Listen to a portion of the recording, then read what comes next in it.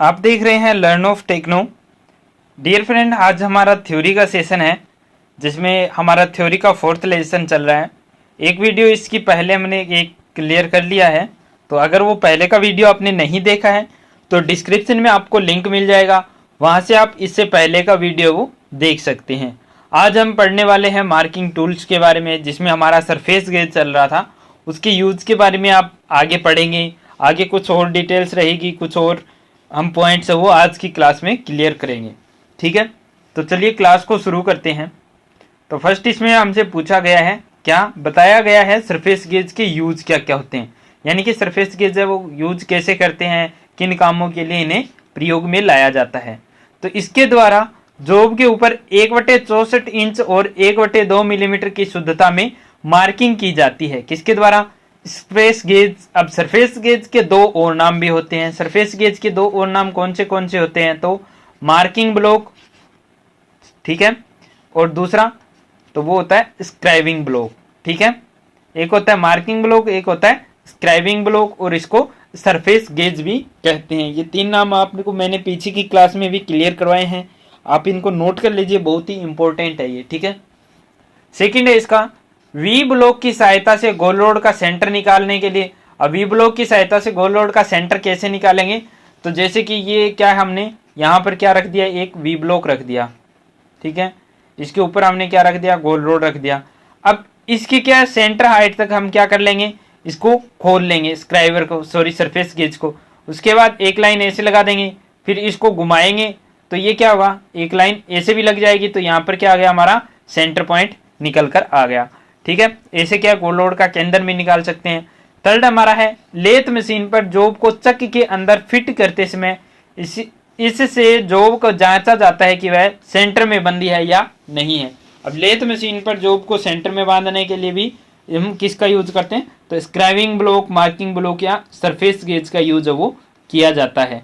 ठीक है, जैसे इसमें क्या दिखाया जा रहा है कि इसमें क्या दिखा रहे हैं कि इस सरफेस गेज के द्वारा हम क्या समांतर लाइनें वो लगा रहे हैं। जैसे ये हमारा क्या है, जॉब है, इसके ऊपर क्या है, ऐसे समांतर लाइनें वो लगाई जा रही है। लेकिन जो इधर एक फिगर और दिया हुआ है, कौन सा, ये वाला, इसमें क्या दिखाया जा रहा है, इसमें दिखाया जा रहा है कि इसके ऊपर लाइनें लगाई जा रही है, इसके ऊपर यहाँ पर लाइनें लगाई जा रही है, और ये किसके समांतर लगाई जा रही है? तो ये इसके समांतर लाइनें लगाई जा रही है। अब ये कैसे लगाई जा रही है लाइनें? तो ये देखा जा रहा है इसमें कि यहाँ पर क्या गाइड पिन है वो नीचे तक निकली हुई है, तो जिससे क्या होगा, हमारा ये जो सरफेस गेज है ये अंदर की तरफ नहीं खिसकेगा, क्योंकि ये दो पिने हैं, इरेज कर देता हूँ। ये आपको पिने दिखाई दे रही है, ये पिने जो नीचे तक निकली हुई है, ये क्या हमारे इसकी बेस के साथ में क्या टच है, तो ये अंदर की तरफ नहीं खिसकने देगा। तो क्या होगा, बेस के समांतर लाइनें लगाने के लिए या बाहरी सतह के समांतर लाइनें लगाने के लिए किसका यूज करते हैं? गाइड पिनों का यूज वो किया जाता है। ठीक है, नेक्स्ट है इसके द्वारा जॉब की दो विपरीत साइडें आपस में समांतर न हो, समांतर है या नहीं है, यह भी क्या चेक किया जा सकता है। अब जॉब की दो साइडें वो समांतर है या नहीं है, कैसे? जैसे कि इसकी हाइट तक यहाँ तक हमने खोल लिया, अब इसी को क्या हुआ, इधर हम चेक करेंगे तो पता चल जाएगा। अगर सही आसानी से जितना यहाँ पर सेट किया था उतना सही जा रहा है, टच हो रहा है यहाँ पर, तो क्या होगा, सही है हमारी दोनों साइडें। अगर इस पर गैप रह रहा है या फिर ये नीचे इस पर चढ़ ही नहीं रहा है, मतलब नीचे तक रह जाता है, तो क्या होगा, दोनों साइडें वो समांतर नहीं है। तो ऐसे क्या है, इसकी साइडें भी हम चेक कर सकते हैं। नेक्स्ट है हमारा, नेक्स्ट है इसमें क्या दिया हुआ है, इसमें दिया हुआ है कि इस लाइन स्क्राइब करते समय स्क्राइबर का कोण पर क्यों रखा जाता है। लाइन स्क्राइब करते समय कोण पर क्यों रखा जाता है? जब हम स्क्राइबर द्वारा लाइन लगाते हैं तो स्क्राइबर के पॉइंट और जॉब की सतह के बीच में 30 से 35 डिग्री का कोण होना चाहिए। अगर स्क्राइबर सीधा रखा जाएगा तो इसका पॉइंट जॉब की सतह के साथ आगे पीछे हटेगा, वह माप भी हिल सकती है। यानी कि अगर हम स्क्राइबर को क्या है कि बिल्कुल सीधा चलाएंगे तो हो सकता है वो ऐसे ऐसे ऐसे पॉइंट से बन जाए। कई बार क्या होता है, ऐसे हो जाता है, हो जाएगा क्या कि स्क्राइबर को सीधा यूज करेंगे ऐसे, तो क्या होगा, उसका जो आगे का जो ये नुकीला पॉइंट होता है ये क्या हो जाएगा, खराब हो जाएगा। इसके लिए क्या, इसको 30 से 45 डिग्री के कोण पर लगाकर हमें क्या करना चाहिए, सेट करना चाहिए। ठीक है, चलिए नेक्स्ट देख लेते हैं। नेक्स्ट दिया हुआ है मार्किंग करने की विधियां लिखो। अब मार्किंग करने की बहुत सी विधियां होती है, कौन सी विधियां रहती है वो देख लेते हैं। ठीक है, जैसे कि सेंटर लाइन विधि होती है, डोटम लाइन विधि होती है, टेम्पलेट विधि होती है, अलग अलग विधियां जो हमारी रहती है। तो फर्स्ट ऑफ ऑल है हमारी सेंटर लाइन विधि। अब सेंटर लाइन विधि कौन सी है? सेंटर लाइन मेथड में इसमें टेढ़े मेढ़े आकृति वाले जो जिनकी कोई साइड या भुजा सही न बनी हो उसकी मार्किंग की जाती है। इसके लिए पार्ट या जॉब की लंबाई व चौड़ाई के मध्य में दो समांतर लाइनें खींचकर उसके ऊपर व नीचे रेखाएं लगाकर मार्किंग की जाती है। सेंटर लाइन को आधार माना जाता है। अब सेंटर लाइन मेथड में क्या होगा कि जो जिसकी आकृति क्या होगी, जैसे ये कोई है हमारा, ये कोई जॉब है, अब इसके ऊपर हमें मार्किंग करनी है तो कौन सा यूज करेंगे? सेंटर लाइन मेथड हम यूज करेंगे। इसको लगभग कोई अंदाजे से सेंटर मानकर क्या करेंगे? सेंटर लाइन लगा ली जाएगी। ठीक है, सेंटर मानकर सेंटर लाइन लगा दी जाएगी। उसके बाद में इसको क्या समानांतर काट लिया जाएगा। तो ये क्या बीच का भाग जो रहेगा उसी पर क्या हम बाकी हमारा सारा काम है वो कर सकते हैं। जैसे कि इसमें दिखाया हुआ अभी जॉब में सेंटर लाइन मेथड क्या है कि इसकी ये साइड है वो छोटी है और ये साइड है वो क्या है बड़ी है, फिर भी उसके ऊपर क्या किया हमने? सेंटर में होल कर लिए। कैसे कर लिए? सेंटर लाइन मेथड से अंदाज से एक सेंटर हमने निकाल लिया पहले, उसके बाद में उस पर क्या कर दिए हमने? होल कर दिए। ठीक है डियर फ्रेंड, तो सेंटर लाइन मेथड है। ये जो मार्किंग करने की जो विधियां होती है, मार्किंग मेथड, मार्किंग की विधियां होती है, इनमें से एग्जाम में 1 से 2 क्वेश्चन है वो पूछ लिए जाते हैं। चाहे किसी भी टाइप का आपका एग्जाम रहता है, कंपटीशन लेवल का रहता है, ITI लेवल का रहता है या फिर अप्रेंटिसशिप लेवल का रहता है। तो इनको क्या आप ध्यान से वॉच कर लीजिएगा, दिल से अटैच होकर अगर आप वॉच करते हैं तो आपके सारे डाउट है वो क्लियर होते जाएंगे। और लास्ट में जब हम क्वेश्चन आंसर करते हैं तो आपका कोई भी क्वेश्चन ऐसा नहीं होगा जिसका आंसर आप आसानी से नहीं दे पाएंगे। ठीक है, तो इसलिए वीडियो को क्या दिल से अटैच होकर देखते रहिएगा, वीडियो बहुत ही बेहतरीन होने वाला है। चलिए आगे देखते हैं। आगे है डॉटम लाइन मेथड। कौन सा? Datum line method. तो इसमें कौन सा होता है?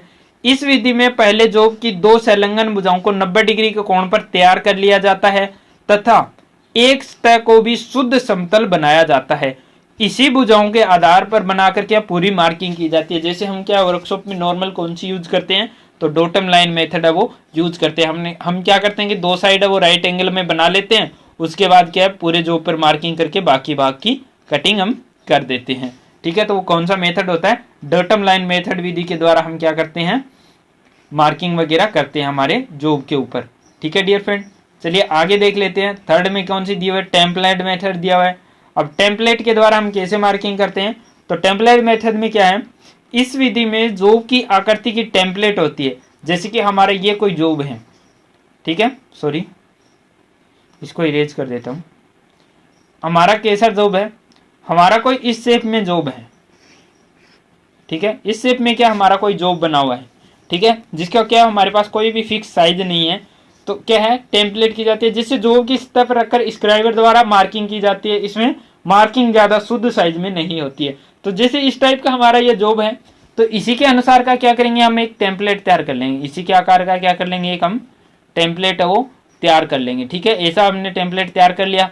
अब उस टेम्पलेट को क्या करेंगे, हम जॉब के ऊपर रखेंगे और स्क्राइबर के द्वारा इसके क्या करेंगे, चारों तरफ क्या करेंगे, हम लाइनें खींच लेंगे। तो क्या यही सेम आकृति वहां पर बन जाएगी। तो उसके बाद उसकी कटिंग कर लेंगे। तो ये कौन सा हो गया? टेम्पलेट मेथड हो गया। ठीक है, फर्स्ट कौन सा होता है? Centre line method. सेकंड कौन सा होता है? Datum line. और थर्ड कौन सा होता है? जो हमारा टेम्पलेट विधि। सेंटर लाइन मेथड वहां पर यूज करते हैं जिसकी क्या जॉब या पार्ट की क्या हमारी आकृति वो असमान रहती है, यानी कि कोई भी फिक्स साइज में नहीं रहती है। जैसे इस टाइप का कुछ बना हुआ है, अब इसके ऊपर मार्किंग करनी है तो सेंटर लाइन मेथड से कर सकते हैं। डेटम लाइन मेथड में क्या होगा, दो साइड हम राइट एंगल में बनाएंगे, उसके बाद बाकी बचे हुए भाग पर क्या कर लेंगे, मार्किंग कर लेंगे। टेम्पलेट विधि में क्या है, जैसा हमारा टूल रहेगा, जैसा हमारा जॉब रहेगा, उसी के अनुसार क्या होगा, उसी की आकृति की हम क्या बना लेंगे, टेम्पलेट एक तैयार कर लेंगे और उसके बाद में उस टेम्पलेट से क्या मार्किंग की जा सकती है। ठीक है, नेक्स्ट है मार्किंग में प्रयोग आने वाले विभिन्न औजारों के नाम लिखो। अब मार्किंग में यूज आने वाले कौन से औजार होते हैं, कौन से टूल्स हम यूज करते हैं मार्किंग के लिए, तो उनकी सारणी है। तो इसमें सबसे पहले है सरफेस प्लेट है, marking table, angle plate, V block, scriber, odd leg caliper, surface gauge, vernier height gauge, divider. इसके अलावा और भी बहुत कुछ है, जैसे कि टेम्पलेट है, स्क्रैच गेज है आदि क्या हम यूज करते हैं। ठीक है, अब इनकी डिटेल्स भी देख लेते हैं थोड़ी थोड़ी। ठीक है, इनकी क्या डिटेल्स भी देख लेते हैं। आगे और भी दिया हुआ कॉम्बिनेशन शीट, स्टील रूल, पंच, डिवाइडर, ये आदि रहते हैं, डॉट पंच, सेंटर पंच, मार्किंग, हैमर, बहुत सी चीजें हैं जो इसमें क्या रहती है। ठीक है। नेक्स्ट हमारा मार्किंग क्यों की जाती है, मार्किंग क्यों करते हैं हम, उसका रीजन भी क्या हमें पता होना चाहिए। जैसे कि आप आईटीआई लेवल का एग्जाम दे रहे हैं या फिर अप्रेंटिसशिप लेवल का अगर आप एग्जाम दे रहे हैं तो क्या आपसे पूछ लिया जाता है कि मार्किंग क्यों की जाती है, तो उसकी डिटेल्स भी हमें पता रहनी चाहिए। तो मार्किंग क्यों की जाती है, क्योंकि पार्ट या जॉब बनाते समय क्या पार्ट या जॉब बनाते समय क्या बोला है, पार्ट या जॉब बनाते समय मार्किंग लाइनें कारीगर के लिए गाइडलाइन का काम करती है, जिससे जॉब जल्दी व सही साइज में बनाई जाती है। गाइडलाइन का काम कैसे करती है, जैसे कि हमें क्या करना है, इस साइज में क्या है, कोई हमारे पास टुकड़ा है, अब उसको किस आकृति में काटना है, उसको इस आकृति में क्या अंदर से काटना है। तो हमने यहाँ पर क्या कर ली, मार्किंग कर ली, मार्किंग कर ली, तो हमें क्या गाइडलाइन मिल गई कि कहाँ कहाँ से हमें कटिंग करनी है, तो उतने बार की हम कटिंग करेंगे। नेक्स्ट है इसमें मार्किंग से समय की बचत होती है तथा घिसाई जाने वाली धातु की मात्रा का भी पता चल जाता है, वह फाइलिंग व मशीनिंग द्वारा घिसती है।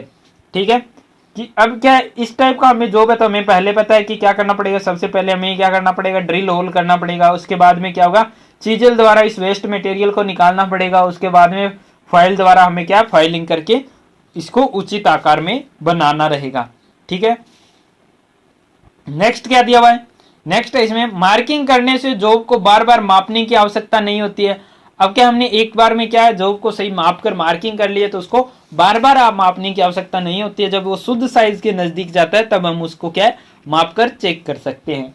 नेक्स्ट है मार्किंग से यह पता चल जाता है कि पहले कौन सी क्रिया करनी है। अब मार्किंग करने से हमें पता चल जाता है कि पहले हमें कौन सा काम करना चाहिए, कौन सा काम करने से हमें आसानी रहेगी। जैसे कि हमारा ये कोई पार्ट है, ठीक है, अब इसमें क्या है, ये यहाँ पर दिया हुआ है, ठीक है, उसके बाद में इसको क्या किया, यहाँ पे यू टर्न दे दिया, ऐसे बनाया हुआ है। ठीक है, इतना ही जॉब है हमारा। तो हमें क्या है पहले ज्ञात होना चाहिए कि पहले हम कौन सा ऑपरेशन करें जिससे क्या हमें आसानी रहे, आसानी रहे। तो सबसे पहले हम क्या करेंगे, यहाँ पर सेंटर निकालेंगे, यहाँ पर सेंटर निकाल कर यहाँ पर क्या करेंगे कि ड्रिल होल करेंगे। ठीक है, अब ड्रिल होल करने के बाद क्या करेंगे, एक सा से इधर से कटिंग कर देंगे, एक सा से इधर से कटिंग करके इस वेस्ट मटेरियल को क्या कर देंगे, बाहर निकाल देंगे। बाहर निकालने के बाद हमारा कैसा पार्ट बच जाएगा, ऐसा पार्ट बच जाएगा। उसके बाद क्या है, इसकी हम फाइलिंग वगैरह कर सकते हैं। ठीक है डियर फ्रेंड, नेक्स्ट है हमारी कोल्ड चीजल। क्या पूछा है, कोल्ड चीजल का मटेरियल, प्रकार और कटिंग एंगल। ठीक है, कोल्ड चीजल का material, type and cutting angle.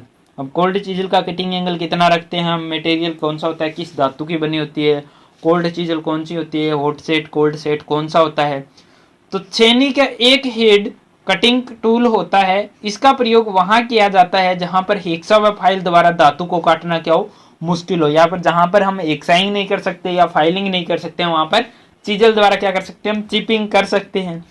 पतली चादरों में सरिये इत्यादि को दो भागों में बांटने के लिए भी इसका प्रयोग वो किया जाता है। जैसे आपने वेल्डिंग की शॉप पर देखे होंगे, सरिये वगैरह काटे जाते हैं, चादरें काटी जाती है चीजल के द्वारा। इसके द्वारा धातु की मोटाई को छिलाई चिपिंग द्वारा कम किया जा सकता है। यानी कि हमारी कोई ज्यादा मोटी धातु है और उसको अधिक मात्रा में हमें क्या करना है, पतला करना है या अधिक मात्रा में उसकी घिसाई करनी है। तो अगर हम फाइल के द्वारा लगे रहेंगे तो क्या होगा, हमें बहुत टाइम लग जाएगा। ग्राइंडिंग के द्वारा भी करेंगे तो भी क्या ज्यादा टाइम लगेगा, ठीक है, एनर्जी ज्यादा वेस्ट होगी। तो इससे अच्छा क्या रहेगा, पहले उसकी क्या करेंगे, हम चिपिंग कर लेंगे, चिपिंग करके क्या ज्यादा धातु हटा देंगे, उसके बाद उस पर ग्राइंडिंग फाइलिंग वगैरह आदि हम कर सकते हैं। अब जो चीजल होती है हाई कार्बन स्टील की बनाई जाती है, जिसमें 0.75 से 0.85% तक कार्बन होता है। चीजल किसकी बनाई जाती है, चीजल हाई कार्बन स्टील की बनाई जाती है। ठीक है, अब है कोल्ड सेट और हॉट सेट। कितने प्रकार की होती है, दो प्रकार की होती है चीजल। कौन सी, कोल्ड सेट और हॉट सेट। अब कोल्ड सेट में कौन सी आती है, कोल्ड सेट में आती है जिन छेनियों के द्वारा ठंडी धातुएं काटी जाती है उन्हें कोल्ड सेट कहते हैं। यह हार्ड और टेम्पर रहती है। जिन छेनियों के द्वारा ठंडी धातुएं काटी जाती है उन्हें क्या कहते हैं, कोल्ड सेट कहते हैं। यह हार्ड और टेम्पर होती है। अब चीजल के पॉइंट को ही हार्ड एवं टेम्पर किया जाता है। चीजल के आगे के भाग को क्या करते हैं, हार्ड एवं टेम्पर करते हैं। पीछे का भाग हमारा क्या रहता है, सॉफ्ट रहता है। ठीक है, नेक्स्ट है हॉट सेट।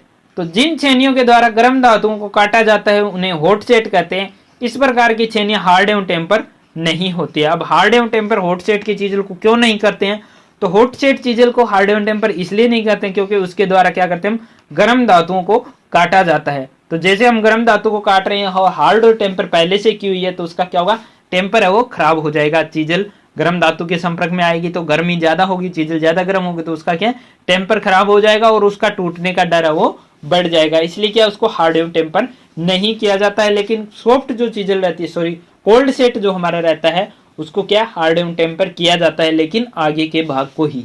ठीक है, नेक्स्ट है फिटिंग शॉप में प्रयोग की जाने वाली चीजल का वर्णन करो, वह उनके फिगर्स भी बनाओ और चित्र भी बनाने हैं और उनके कहाँ कहाँ पर यूज होते हैं, किस टाइप की हमारी रहती है चीजल, उसके बारे में देख लेते हैं। तो फिटिंग शॉप में कोल्ड चीजल का ही प्रयोग है वो ज्यादातर किया जाता है। अब कोल्ड चीजल में कौन सी होती है, फ्लैट होती है, राउंड होती है, हाफ राउंड होती है, क्रॉस कट होती है, काउ माउथ होती है, ठीक है, आदि क्या हमें देखने के लिए मिल जाएगी।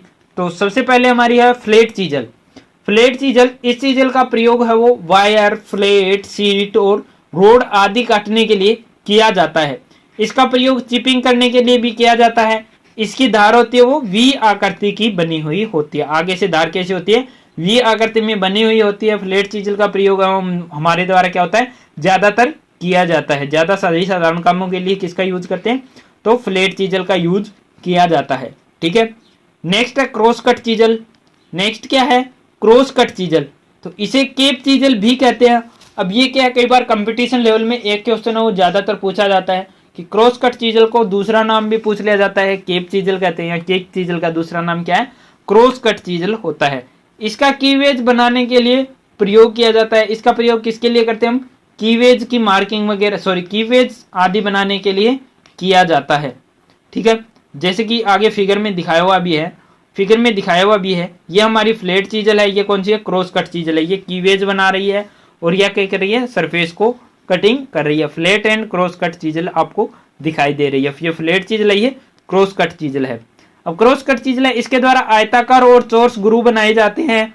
इसके कटिंग एज की चौड़ाई है वो 4 से 12 मिलीमीटर तक होती है। इसका कटिंग एज का पीछे का भाग है वो पतला रखा जाता है, जिससे ये गरू या स्लोट में नहीं फंसती है।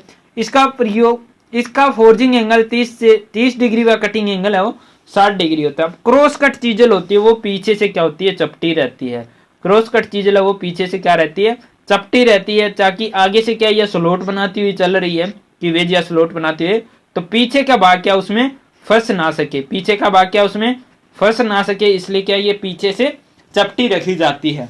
ठीक है, तो ऐसा भी पूछ लिया जाता है कि कौन सी फाइल पीछे से चपटी रखी जाती है, तो क्रॉस कट चीजल रहती है।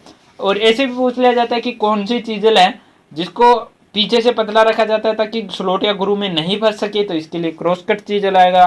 ठीक है, इसके अलावा क्या पूछा जा सकता है कि स्लोट या ग्रू में फंसने से बचाने के लिए कौन सी चीजल का यूज करना चाहिए, तो क्रॉस कट चीजल का यूज हमें करना चाहिए। इसका फोर्जिंग एंगल है वो 30 डिग्री होता है, कटिंग एंगल है वो 60 डिग्री रखा जाता है। इसको आप नोट करना चाहिए, नोट भी कर सकते हैं, इंपॉर्टेंट हमारी क्या है चीजल है। क्रॉस कट चीजल को क्या है, केप चीजल भी बोलते हैं। क्रॉस कट चीजल को क्या है, केप चीजल भी बोला जाता है। ठीक है, नेक्स्ट है डायमंड पॉइंट चीजल। अब डायमंड पॉइंट चीजल कौन सी है, तो इसका कटिंग एज वी आकार में ग्राइंड होता है। इसके द्वारा वी आकार के गुरु, वर्गाकार गुरु के कोने बनाए जाते हैं। इसकी धार डायमंड की तरह तेज होती है। इसके कटिंग एज की चौड़ाई 6 से 16 मिलीमीटर तक होती है। डायमंड पॉइंट के चीजल से क्या करते हैं हम, वी गुरु या कोने बनाने के लिए किया जाता है। इसको क्या है, धार है वो डायमंड की तरह तेज रहती है। इसके कटिंग एज की चौड़ाई है वो 6 से 16 मिलीमीटर तक रखी जाती है। ठीक है, नेक्स्ट हमारा राउंड नोज चीजल। अब राउंड नोज चीजल का यूज कहां पर करते हैं, तो इसकी धार है वो गोलाकार होती है। इसका कटिंग एंगल 30 से 45 डिग्री पर होता है।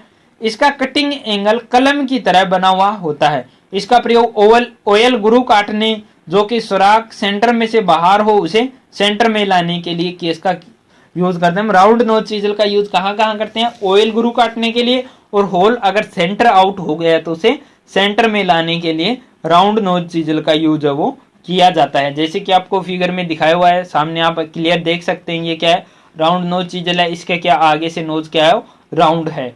ठीक है, नेक्स्ट है साइड कट चीजल। अब साइड कटिंग चीजल कौन सी होती है, तो साइड कट चीजल यह फ्लैट चीजल की तरह ही होती है। इसका कटिंग पॉइंट बॉडी से एक और मुड़ा हुआ होता है, एक और क्या बाहर की तरफ निकला हुआ दिखाई देगा।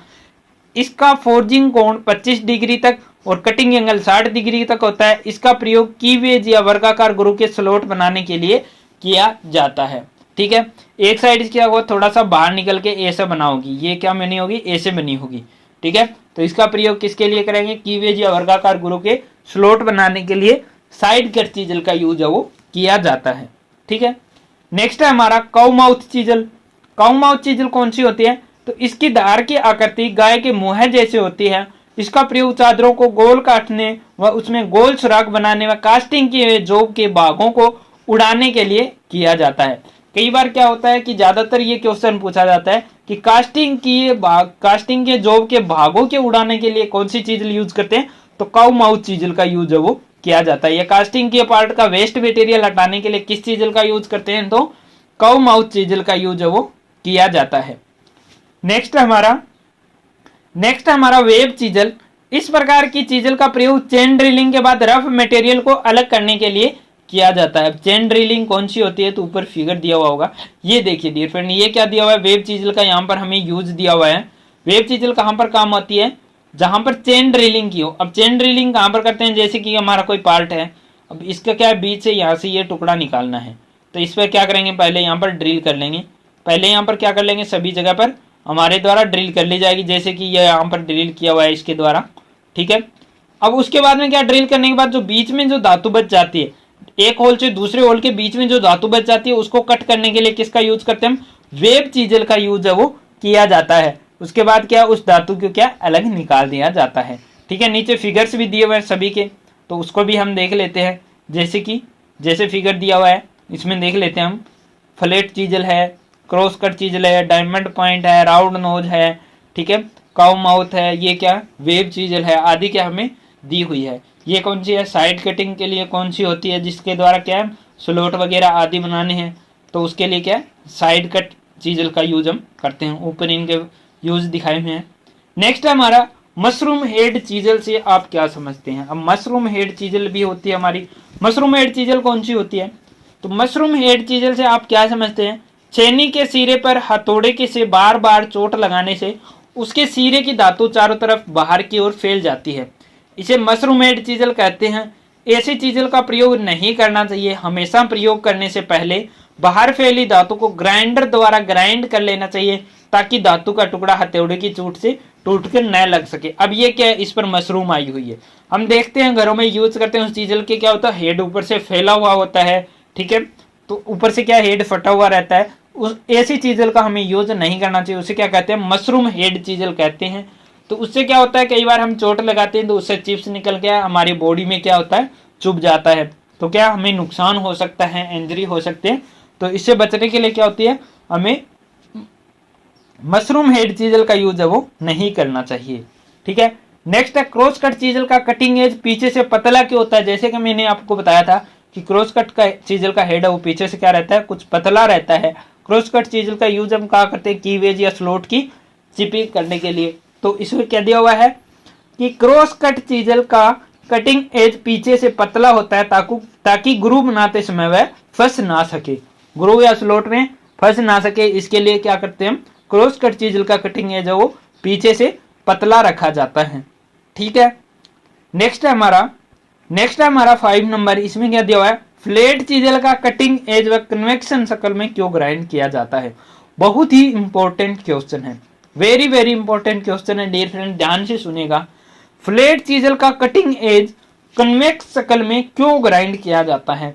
तो फ्लैट चीजल का कटिंग एज है वो कन्वेक्स शक्ल में इसलिए ग्राइंड किया जाता है, क्योंकि यदि एज सीधा होगा तो वह धातु काटते समय छेनी चोट लगाने पर उछलेगी तथा कट भी नहीं पकड़ेगी।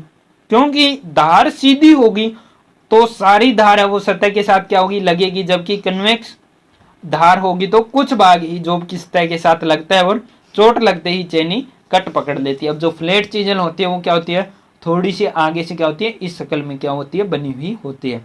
थोड़ी सी आगे से क्या रहती है, राउंड रहती है। तो पहले ये सिरा अंदर घुसेगा, फिर साइडों से ऐसे ऐसे अंदर घुसता जाएगा।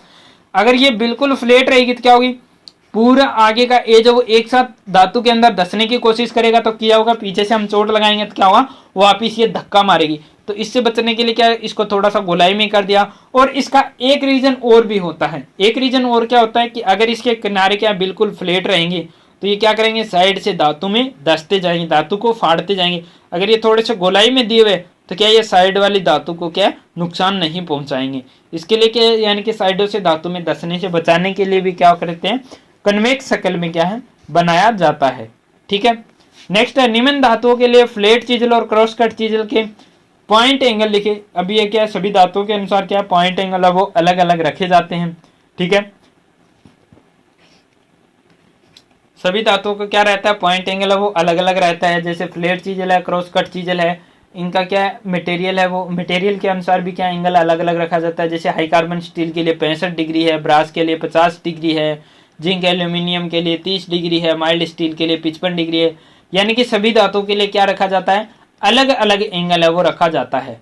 ठीक है, नेक्स्ट इसमें दिया हुआ है कि भिन्न भिन्न धातुओं को काटने के लिए छेनुओं को पॉइंट एंगल है वो अलग अलग रखे जाते हैं, क्योंकि यदि हार्ड मेटल को काटने के लिए भी कोण वही रखेंगे जो नरम धातु के लिए रखा जाता है तो वह धातु क्या होगी, धार है जल्दी खराब हो जाएगी, क्योंकि उससे गुरु कम बनेगा और धातु भी जल्दी नहीं कटेंगे। इसलिए इसी प्रकार यदि हार्ड मेटल के लिए प्रयोग करने से वह गुरु बड़ा बना देगी, जिससे क्या कट ज्यादा चौड़ाई में लगेगा। यही कारण है कि धातु के अनुसार क्या पॉइंट एंगल है वो अलग अलग रखा जाता है। अब पॉइंट एंगल है वो हार्ड धातुओं के लिए क्या रखा जाता है, अलग अधिक रखा जाता है, और सॉफ्ट धातु के लिए क्या रखा जाता है, कम रखा जाता है। ठीक है डियर फ्रेंड, हार्ड धातुओं के लिए क्या रखा जाता है, पॉइंट एंगल हमारा ज्यादा रखा जाता है, और सॉफ्ट धातु रहेगी उसके लिए पॉइंट एंगल है वो कम रखा जाता है।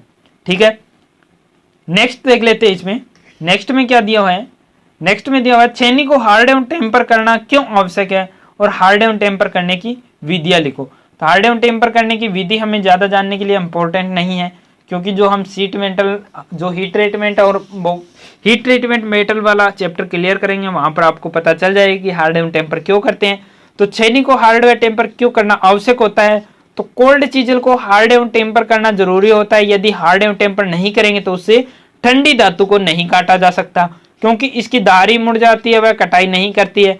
कई बार बनाते समय इतनी हार्ड हो जाती है कि बिना टेम्पर किए वह काम करती है, क्या होती है, हमारी चीजल है वो टूट जाती है। तो हार्ड चीजल को क्या है, टेम्पर करके उसकी ब्रिटलनेस को कम किया जाता है। ठीक है, अब हार्ड एवं टेम्पर करने की विधि है वो थोड़ा थोड़ा देख लेते हैं, ज्यादा हमारे लिए इंपॉर्टेंट नहीं है, तो ज्यादा टाइम वेस्ट करने की इसमें आवश्यकता नहीं है। ठीक है, हार्ड एवं टेम्पर करने की विधि में क्या है, छेनी बनाते समय ही हार्ड कर ली जाती है। यदि हार्ड ना हो तो उसे भट्टी के अंदर रखकर क्या लाल गर्म किया जाता है, उसके बाद उसे खुली हवा में रख दिया जाता है, जिससे वह हार्ड हो जाती है। मगर हार्डनेस जब ज्यादा होती है तो भंगुर हो जाती है, यानी कि हार्डनेस के साथ साथ क्या हमारी धातु में ब्रिटलनेस भंगुरता भी आती है। इसलिए भंगुरता को कम करने के लिए टेम्परिंग की जाती है। इसके लिए चीजल के अगले भाग यानी कि पॉइंट का भाग लगभग 30 से 50 मिलीमीटर लंबाई तक क्या भट्टी के अंदर लाल गर्म किया जाता है। इसके बाद धार वाले भाग को 10 से 15 मिलीमीटर लंबाई तक पानी या तेल में क्या डुबोया जाता है। इसके बाद इससे बाहर निकाल लिया जाता है। बाहर हवा के संपर्क में ठंडे करने के लिए भाग पर पपड़ी सी जम जाती है, जिसे पुरानी फाइल या रेगमार से साफ कर लिया जाता है। इसके उपरांत गर्म भाग की गर्मी अब ठंडे भाग की तरफ आती है, जिससे क्या होती है, ठंडी सतह पर रंग आने शुरू हो जाते हैं, जिसे टेम्परिंग कलर कहते हैं। ये भी क्या होते हैं, धातु के अनुसार अलग अलग टेम्परिंग कलर रखे जाते हैं, जो हम हार्डनिंग एवं टेम्परिंग में पढ़ेंगे। ठीक है, जब धातु के अनुसार इच्छित रंग आ जाता है तो पूरी छेनी को पानी या तेल में डुबो दिया जाता है। इस प्रकार चीजें वो हार्ड एवं टेम्पर हो जाती है। इसे क्या करते हैं, हीट ट्रीटमेंट या उष्मा उपचार भी कहते हैं।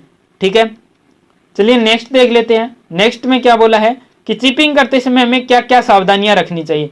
चिपिंग करते समय हमें कौन सी सेफ्टी यूज करनी चाहिए। तो चिपिंग करते समय हमेशा चश्मा पहननी चाहिए, ताकि कोई भी चिप्स उड़कर आंख में ना गिर सके। ठीक है, चिपिंग करते समय हमें क्या करना चाहिए, चश्मा गॉगल्स का यूज करना चाहिए, जिससे क्या कोई भी चिप्स है वो निकलकर हमारी आंख में ना गिर सके।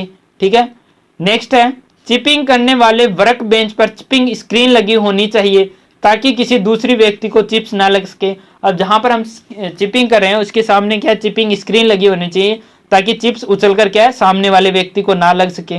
जैसे कि इस फिगर में आपको नीचे क्लियर हो रहा है कि ये जैसे कि ये सामने क्या लगा, चिपिंग स्क्रीन लगी हुई है, इधर से क्या कर रहा है, ये कारीगर चिपिंग कर रहा है तो चिप्स इसके चोट लग के क्या करेंगे, वापस नीचे गिरते रहेंगे। इधर से चोट लगेगी नीचे गिर जाएंगे, इधर से चोट लगेगी नीचे गिर जाएंगे। ठीक है, नेक्स्ट है जब वाइस के अंदर मजबूती के साथ बंदी होनी चाहिए। जॉब क्या, वाइस के अंदर मजबूती से बंदी होनी चाहिए, वरना क्या करेंगे, जॉब के ऊपर जैसे हम चिपिंग करने के लिए हैमर की चोट लगाएंगे तो जॉब हमारा नीचे खिसक जाएगा। तथा जॉब के नीचे लोहे की पैकिंग देनी चाहिए ताकि चोट लगाते ही जॉब नीचे ना जा सके। और नीचे क्या करनी चाहिए, हमें पैकिंग दे देनी चाहिए ताकि ऊपर से चोट लगा रहे हैं तो जॉब नीचे खिसकने के चांस वो में ना मिल सके या ना रहे। जॉब की मार्किंग लाइन साफ नजर आनी चाहिए जहां पर क्या हमें चिपिंग करनी होती है। अब जहां पर हमें चिपिंग करनी होती है वहां की लाइनें वो साफ क्लियर हमें दिखाई देनी चाहिए, चाहे मार्किंग लाइन हो चाहे पंचिंग की हुई लाइनें हो। नेक्स्ट है कभी भी मशरूम एड चीजल का प्रयोग वो नहीं करना चाहिए। अब मशरूम एड चीजल का यूज हमें क्यों नहीं करना चाहिए, क्योंकि हैमर की चोट से हो सकता है उसके एड से क्या कोई बर या चिप्स निकलकर हमारी बॉडी में क्या चुभ जाए, तो उससे क्या हमें नुकसान हो सकता है। नेक्स्ट है हथौड़े का हैंडल चेक कर लेना चाहिए, उसमें पच्चड़ लगी होनी चाहिए। अब हथौड़े के हैंडल में वेज या पच्चड़ लगी होती है, और वेज या पच्चड़ क्या होता है कि जैसे हमने हैंडल फिट कर दिया, जैसे कि क्या ये हमारा क्या एक हैमर है, ठीक है, ये हमने क्या कर दिया, हैंडल फिट कर दिया, तो यहाँ पर सामने से क्या करेंगे, एक कील ठोक दी जाएगी इसके अंदर। तो आपने नॉर्मली घरों में देखा ही होगा कि हत्थे के अंदर क्या करते हैं, हैंडल के अंदर सामने से क्या कील ठोक दी जाती है, जिसे क्या कहते हैं वेज या पच्चड़ बोला जाता है। ठीक है, नेक्स्ट है हथौड़े के फेस पर ग्रीस या तेल नहीं लगी होनी चाहिए। अगर हथौड़े के फेस पर क्या ग्रीस या तेल लगी होगी तो जैसे ही हम चोट लगाएंगे तो वो क्या करेगा, धातु पर फिसल जाएगा और हमें नुकसान हो सकता है। ठीक है, नेक्स्ट है चिपिंग हमेशा मूवेबल जा से फिक्स जा की तरफ ही करनी चाहिए। चिपिंग हमेशा क्या करनी चाहिए, वाइस के मूवेबल जा से फिक्स जा की तरफ करनी चाहिए। जैसे कि ये हमारा फिक्स जा है, ये हमारा क्या है मूवेबल जा है। ठीक है, ये हमारा क्या मूवेबल जा है, तो फिक्स जा से किधर करनी चाहिए, मूवेबल जा से फिक्स जा की तरफ, इधर की तरफ हमें क्या करनी है, चिपिंग करनी चाहिए, ताकि क्या ये आसानी से लूज ना हो सके। बड़ी जॉब की चिपिंग करने के लिए क्रॉस कट छेनी से स्लॉट डाल लेने चाहिए ताकि क्या चिपिंग आसानी से की जा सके। अब कोई हो सकता है कोई ज्यादा बड़ा जॉब है, जैसे कि कोई ज्यादा बड़ा जॉब है, तो उसमें क्या करना चाहिए, क्रॉस कट फाइल से क्या है 2 से 4 हमें क्या करने चाहिए, स्लॉट बना देने चाहिए। तो क्या होगा, अलग अलग भागों में धातु डिवाइड हो जाएगी, उसके बाद क्या फ्लैट चीजल से इनको अलग अलग क्या है चिपिंग हम कर सकते हैं। ठीक है, नेक्स्ट है कास्ट आयरन जॉब की चिपिंग दोनों किनारों से शुरू करके बीच में समाप्त करनी चाहिए, अन्यथा जॉब का क्या कोना टूट सकता है। अब कास्ट आयरन में क्या होता है, बेटनलेस का गुण होता है, तो उसकी अगर हम चिपिंग कर रहे हैं तो क्या करना चाहिए, हमें दोनों सिरों से शुरू करके और बीच की तरफ हमें क्या करना चाहिए, खत्म करना चाहिए। ठीक है, जैसे कि ये हमारा कोई कास्ट आयरन का जॉब है, ये क्या ये हमारा कोई कास्ट आयरन का जॉब है, तो इसकी अगर हमें चिपिंग करनी है तो क्या करेंगे, इधर से शुरू करेंगे, आधे भाग तक लाएंगे, फिर इधर से शुरू करके इसको क्या करेंगे, पूरे को क्लियर कर देंगे। अगर एक साइड से लेकर चलेंगे तो लास्ट में यहाँ पर क्या है, किनारा इसका टूटने का डर रहता है। ठीक है, तो इसके लिए क्या करेंगे, कास्ट आयरन की चिपिंग है वो किनारों से शुरू कर बीच में हमें खत्म करनी चाहिए। ठीक है डियर फ्रेंड, आज की क्लास में बस इतना ही। वीडियो अगर आपको अच्छा लगता है तो ज़्यादा से ज़्यादा आप इसे शेयर कर दीजिए, और याद रखिए हर शाम 8 बजे आपको मिलेगा एक नया वीडियो ओनली हमारे चैनल पर। तो चैनल अगर आपने सब्सक्राइब नहीं किया है तो सब्सक्राइब कर लीजिए, और हर शाम 8 बजे आप विजिट हमारे चैनल पर कर सकते हैं। ठीक है, इसके अलावा हमारा एक नया चैनल भी आ रहा है, तो वहाँ पर क्या रहेगा, एक एक पॉइंट का अलग अलग पर्टिकुलर वीडियो आपको मिलेगा, जिसमें आपके सारे डाउट है वो आसानी से क्लियर होते रहेंगे। तो अगर आपने न्यू ज्वाइनर है, ITI में न्यू ज्वाइन किया, तो आप यही क्लासें वो देखते रहिए, क्योंकि अभी यहाँ पर हम क्या कर रहे हैं, बेसिक सा क्लियर करते जा रहे हैं, लेकिन वो जो चैनल रहेगा उस पर बहुत ही डीप से हम गहराई से क्या हुआ क्लियर करते हुए चलेंगे, तो वो आपके लिए ज़्यादा कॉम्प्लिकेटेड हो जाएगा। तो इससे अच्छा आप ये रहेगा कि आप पहले ये क्लासें वो लगा लीजिए, ये पूरी क्लासें लगने के बाद आप उस चैनल पर जाइएगा, वहाँ पर विजिट कीजिए, वहाँ की सभी वीडियो वॉच कर सकते हैं, तो आपको क्या होगा वहाँ पर क्लियर समझ में आ जाएगा। ठीक है, जैसे ही चैनल अवेलेबल होता है, अभी कुछ ही दिनों में आने वाला है, तो चैनल का लिंक है वो आपको डिस्क्रिप्शन में मिल जाएगा। जैसे ही वो चैनल पब्लिश हो जाएगा, सभी वीडियो पर क्या है हमारा उस चैनल का लिंक आपको मिल जाएगा। ठीक है dear friend, thanks for watching and bye bye.